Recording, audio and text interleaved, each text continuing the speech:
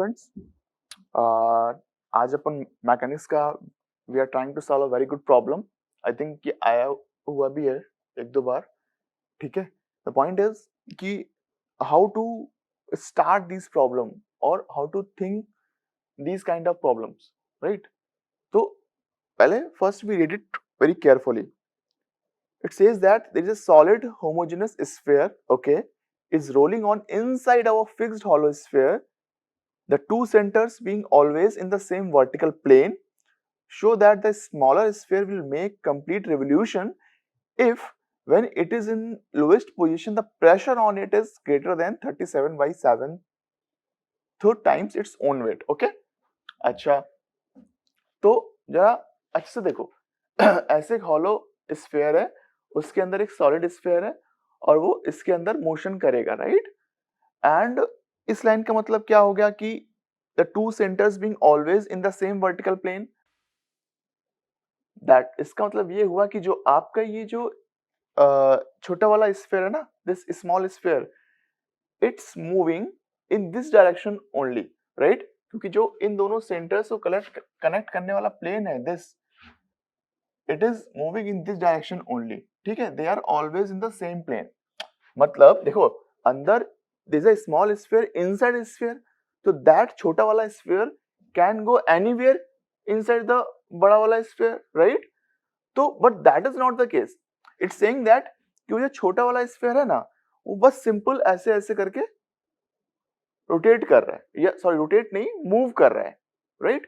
तो एक तरह से सिंपल सोच लो कि कुछ पेंडुलम टाइप का चल रहा है बस अंदर। ठीक है, तो ये इसका मतलब है कि it's being always in the same vertical plane, that is ये स्फीयर बस ऐसे ऐसे मूव कर रहा है, it's not going in other plane. इसका उस प्लेन में, जैसे कि ये साइडवेज भी तुम ये इस वर्टिकल डायरेक्शन बोले तो not just in horizontal direction, it can move in this direction also, right? तो वो मोशन नहीं है, सिंपल मोशन है, up and down, up and down, right? और ये बोल रहा है कि इफ ये वाला मोशन कंप्लीट कर पाए, उस केस में, in that case the pressure beginning में, स्टार्टिंग में कुछ कुछ होना चाहिए। ये क्वेश्चन है, कितना होना चाहिए वही बेसिकली हमें प्रूफ करना है, राइट? सो ये मोशन है, समझ में आ रहा है आपको कि आप उसको थोड़ा सा कुछ एनर्जी देंगे या कुछ पुश करेंगे, यहां तक जाएगा, लौट के आएगा। ठीक है, थोड़ा और एनर्जी देंगे, यहां तक जाएगा, लौट के आएगा। और कितना दें कि पूरा का पूरा सर्किट कंप्लीट कर ले, राइट? अच्छा, साथ ही साथ ये भी है कि जब भी ये मूव करेगा, it will be pressing this surface, right? ये जो बड़ा वाला स्फीयर है, इसकी सरफेस को भी प्रेस कर रहा होगा। तो बोल रहा है कि जब वो पूरा मोशन कंप्लीट कर ले, ऐसी हालत में है, इन दैट केस वो इस पॉइंट पे, स्टार्टिंग पॉइंट पे कितना प्रेशर दे रहा होगा, राइट? वही प्रूफ करना है कि this pressure is more than 34 by 7 times of its own weight, right?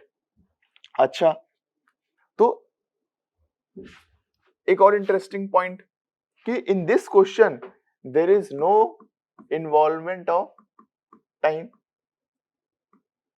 ठीक है, और याद करो, I have told you this earlier कि whenever there is no time, time से रिलेटेड कोई भी इंफॉर्मेशन नहीं पूछा गया है, तो we always try to engage with energy equation, right?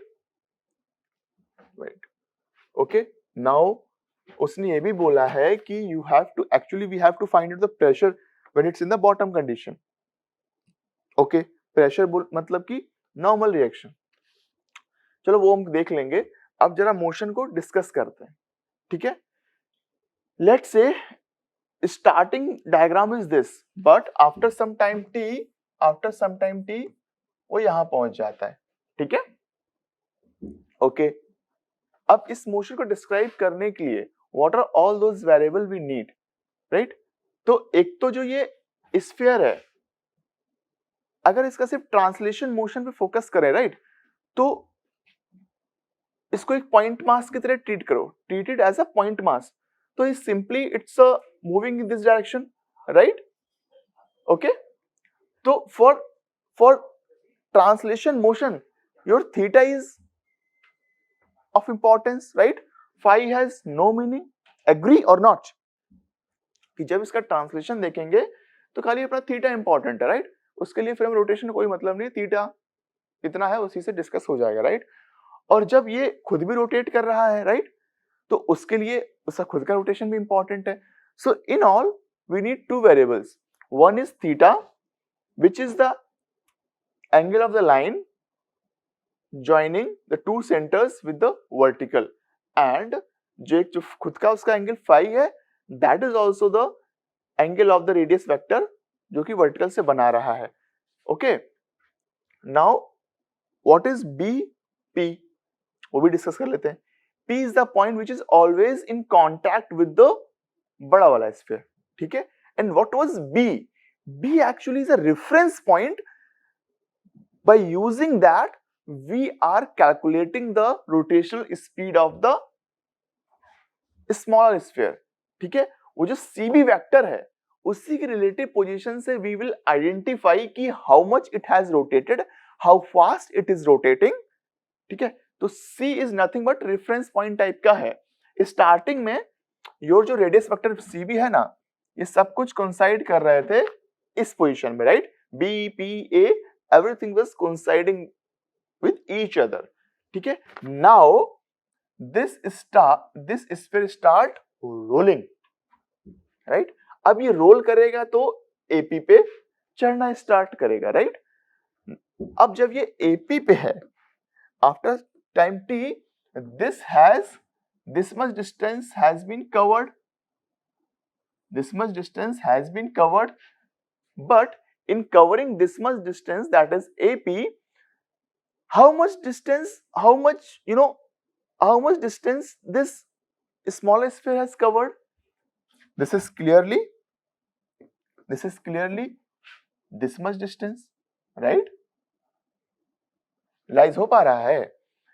ये जब छोटा वाला स्फीयर चलना स्टार्ट करेगा तो लेट्स से t टाइम में ये P पे पहुंच ये उस जो इक्विवेलेंट पोजीशन है वहां पहुंच जाता है. तो इसने कितना डिस्टेंस कवर किया? कर्व की लेंथ AP के बराबर, राइट? एंड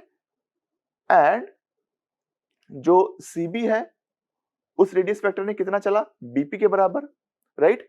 अब चूंकि नो स्लिपिंग की कंडीशन है, दे आर नॉट स्लिपिंग, कोई स्लिपिंग इन्वॉल्व नहीं है, तो I can easily say that BP equal to AP.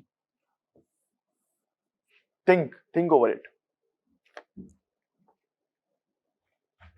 ठीक है? स्टार्टिंग में जो BC था वो कोइंसाइड कर रहे थे, ठीक? फिर ये चलना शुरू किया तो BC मूव करेगा, ठीक है? और हमने किसी t टाइम पे इक्वेशन लिख रखा है and we are claiming that BP equal to AP. I hope कि आपको समझ में आ गया होगा, राइट? सो अब from vertical this is theta, so this will also be theta, right? So what is the length of BP? BP is nothing but radius into angle transverse, that is theta plus phi. And what is AP? AP is radius and angle theta. Okay, so ये तो relation हो गया between the theta, जो two variables थे theta and phi, उनके बीच में relation we have established. एक बहुत बड़ा task we have finished. Rest of the thing is nothing but equation formation and you can do that. फिर भी देखते हैं. नाउ अब coming to the original question, they were asking about the pressure, ठीक है? तो अगर हम इस प्रेशर कैसे आएगा? Pressure is nothing but the normal reaction, right? Pressure is nothing but the normal reaction, ठीक है? Normal reaction will be in this direction, right? तो अगर मैं इस रेडियल की डायरेक्शन में, रेडियस की डायरेक्शन में इक्वेशन ऑफ मोशन लिखूं तो what will be that equation, ठीक है? फॉर दैट अगेन, क्या फाई की कोई इंपॉर्टेंस है? I think no, right? क्योंकि इसको बस एक पॉइंट की तरह देखो और कुछ ऐसे चल रहा है, बॉब जैसे ना पेंडुलम होता है, बस उसको बस देखो, ठीक है, एक सर्कुलर वर्टिकल सर्कुलर मोशन की तरह पॉइंट मास का, राइट। तो इसकी इक्वेशन ऑफ मोशन लिखते हैं, तो r minus M G cos theta equal to M A minus B theta dot का स्क्वायर। अब इस इक्वेशन को समझो कैसे लिखा गया है, ठीक है। ये छोटा वाला स्फीयर है, ये कितनी डिस्टेंस पे मूव कर रहा है, इसका वी विल एज्यूम कि इसका मास इज ऑन सी, ठीक है। तो how much distance this is a minus B, right. तो वही लिखा हुआ है कि r minus M G equal to M A होता है, ओके।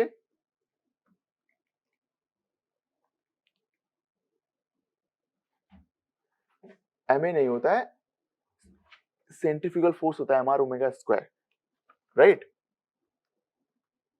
तो r माइनस एम जी, या ऐसे देखो कि एम जी कॉस थीटा भी बाहर लग रहा है, r भी बाहर लग रहा है, एंड उसको जो नॉर्मल रिएक्शन है उसको बैलेंस कौन कर रहा है, M G cos theta, right, plus M R कितना है, A minus B, and omega square कितनी तेजी से रोटेट कर रहा है, थीटा डॉट स्क्वायर। बस ये इक्वेशन हो गई है, ठीक है, आर निकालने के लिए। इसी में बेसिकली हम सॉल्व करने के बाद फाइनल यहीं से आर निकालना पड़ेगा, राइट।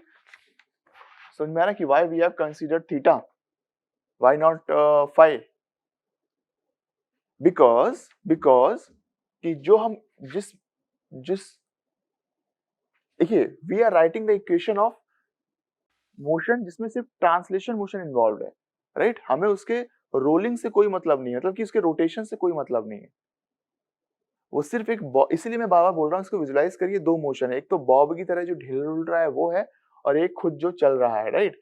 तो अपने आर के लिए वी ओनली नीड दिस वाला मोशन, राइट। तो उसके लिए थीटा इज इंपॉर्टेंट, तो वही थीटा है। तो R equal to this. Now now now now अब सॉल्व करने के लिए अब मैं बस ओरली एक्सप्लेन कर दूंगा कि because there is no involvement of time, so we will make use of energy equation, okay। सारा कुछ नेचुरल मोशन हो रहा है तो energy will be conserved, right. So जहां पे इतना एनर्जी है वहां पे एनर्जी है। What is the potential energy here, if we assume it zero, तो वहां तक जाने में there will some drop in energy, potential energy. तो वो ड्रॉप किसकी वजह से हुआ, उसी जो drop in potential energy, I think here इससे ज्यादा बेहतर होगा ये कहना कि here it only has kinetic energy, right, but here it has some kinetic energy and potential energy. So the drop in kinetic energy, जो भी काइनेटिक एनर्जी में ड्रॉप हुआ है, that is due to the gain in potential energy, right. तो उन दोनों equation positions पे you equate the energy, और वहां से एक इक्वेशन आएगा, and from there you can find out the अपना ये एक एनर्जी इक्वेशन आएगा, फिर वहां से आप जो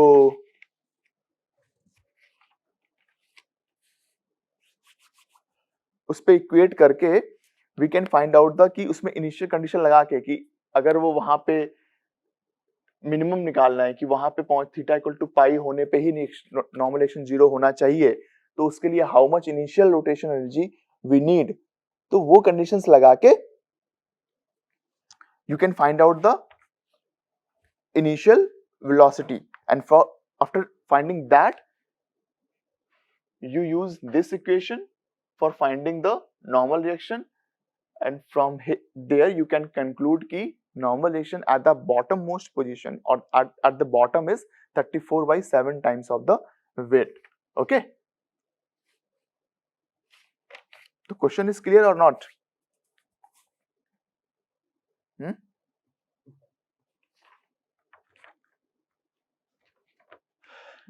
फिर से एक बार रिपीट कर लेते हैं कि यहां तक तो क्लियर था आपको, ठीक है, कि ये क्वेश्चन क्लियर, ये एक्सप्रेशन क्लियर, इंस्टेंट 1, इंस्टेंट 2, ठीक है, यहाँ पे एनर्जी का एक्सप्रेशन है क्या है, वो लिखा हुआ है मैंने 7/10 m a minus b omega square, omega is nothing but the initial angular velocity, यहाँ पे जो उसका है, right.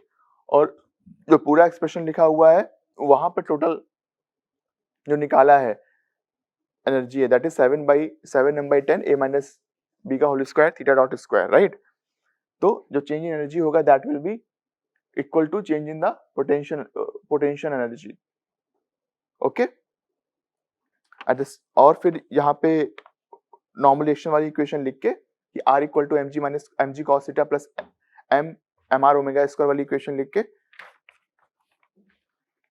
You will find out the, उसमें कंडीशन लगाएंगे कि if it has to complete the entire rotation या revolution, तो उसको इस पोजीशन पे आके जीरो होना चाहिए यार, थीटा इक्वल टू पाई पे जीरो करके, वहां से आपको इनिशियल ओमेगा की वैल्यू मिलेगी, राइट। एक्चुअली इन्होंने ये वाला और इस वाले इंस्टेंट की एनर्जी को ना कंपेयर करा हुआ है, वहां से है they have find out the initial angular velocity, ठीक है, और उसी से फिर वो प्रेशर निकाला है इक्वेशन यूज करके, okay. So I think question complete हो गया।